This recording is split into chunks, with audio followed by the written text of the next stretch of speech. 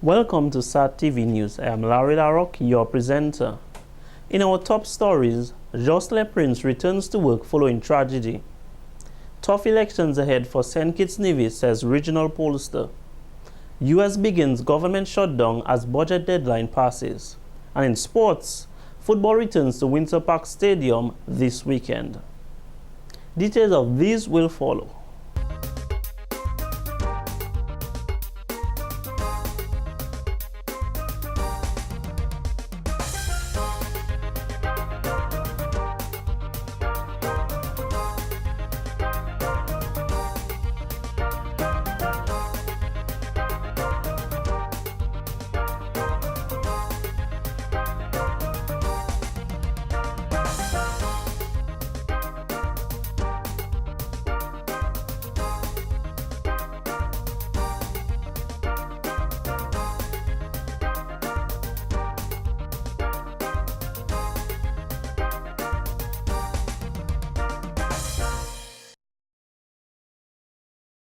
Welcome back.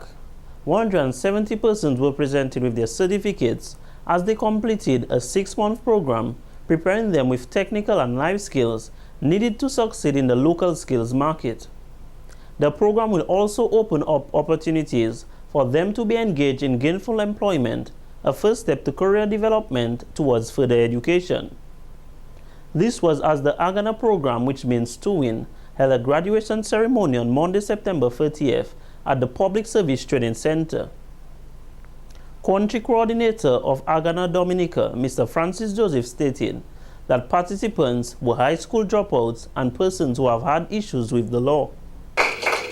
We want you to be joining the list of youth role models to go out there and help in this fight for the best of you and your young friends. And I trust that the alumni is offering this space and will offer this space to assist you engage yourselves more beyond the implementing organizations. Therefore, it begs the question, what is happening in our country? What is wrong? Where did the youth go wrong? Where are we as a society, a community, in understanding, addressing, and stopping this carnage we, the public and the youth, are faced with? He said, the program certainly offers the participants a second chance to earn the respect they deserve in life while being positive role models for other youth. The program teaches the participants to remain focused on their aim in life while instilling important life skills necessary for all individuals. We have to strengthen our programs to ensure that our level of monitoring and resilience of our youth are not taken for granted. However, it is for us to strengthen our own skills as custodians of these young people. They must not only be seen as just participants going through the motion, but effective early detection, appropriate intervention, and support of preventing these issues must be a priority to curtail this growing of issues and conflicts where it results in death, murder, hurt, isolation, etc. I feel for the parents of the families of both these young men, and on behalf of partners and the USAID and our many support agencies, professionals and friends, extend our heartfelt sorrow and sadness to all members of family who are in pain at this stage. It is hoped that the program will have helped the participants grow into decent young people to serve their country. One of the participants of the program held at the Social Center, Ms. Shanita Esprit, pointed out that since enrolling at the program, she has transformed into a better and more positive individual and is now continuing training as an intern at the Social Center preschool. I came as a stranger, but was treated with so much love and compassion. I am grateful that I got a second chance in life. My hope for the future is to continue my studies at the Dominican Teachers Training College, then pursue a teaching job in a preschool or primary institution. As a part of the Social Center Adolescent Skills Training Program, I was introduced to the Agony Program in February 2013. I enjoyed the sports. It felt good interacting and having fun with my other classmates and others. I learned how to be disciplined and to work as a team. I can truly say it has done me well. Assistant Chief Youth Officer Mr. Colbert Pinard encouraged the graduates to strive to be exemplary leaders, not only at their workplace, but within their communities, and they should advise other young people to get involved in such programs. He urged them not to only wait for if and when they become incarcerated to learn a skill, as there are many organizations offering skill training outside of the prison. In more news, a month of activities was officially launched on Monday, September 30th as part of Financial Information Month celebrated under the theme Reshaping Our Future, Starting Now.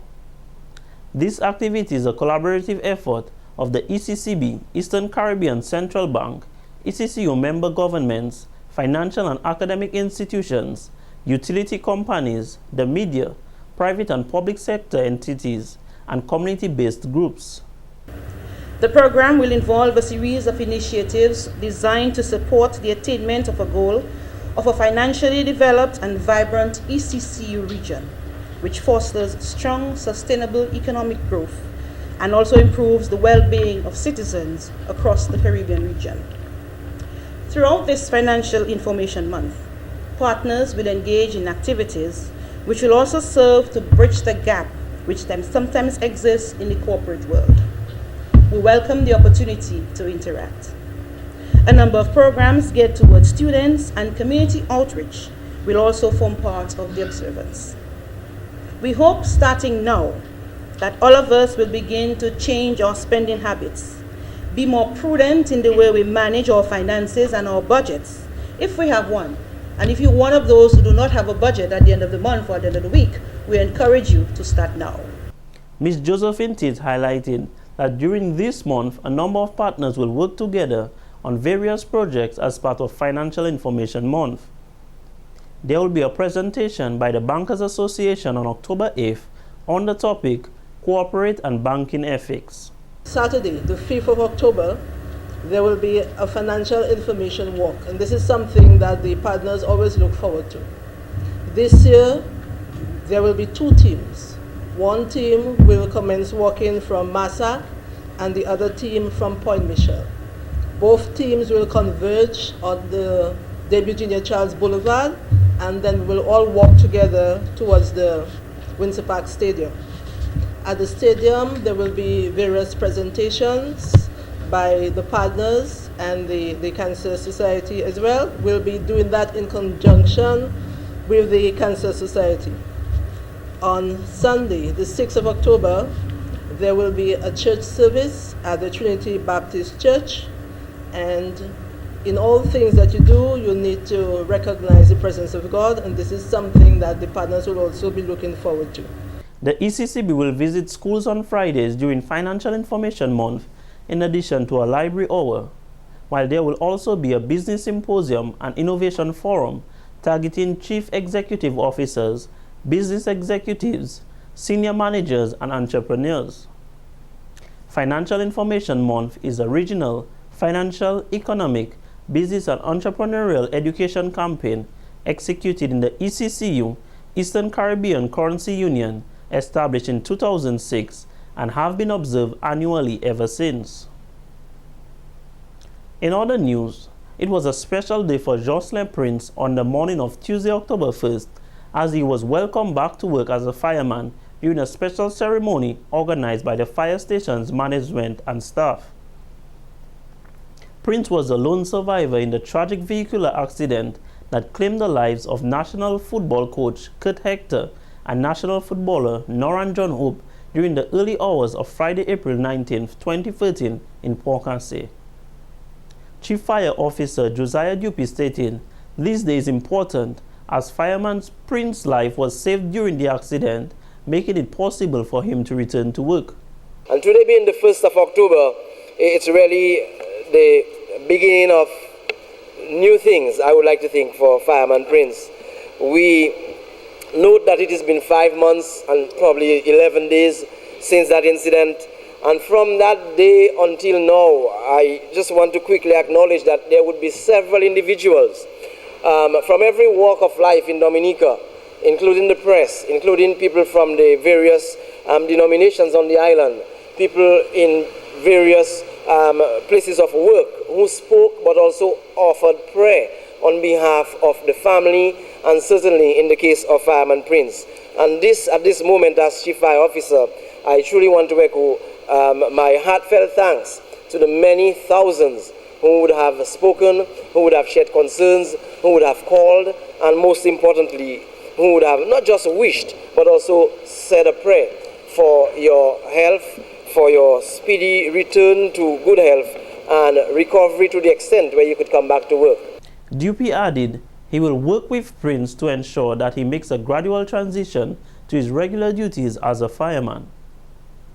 Prince, who was presented with a plaque for his heroism during the accident, says it was only through God's grace that he is alive today. I feel so happy to be back at work. I feel so happy to see my colleagues again. Yeah.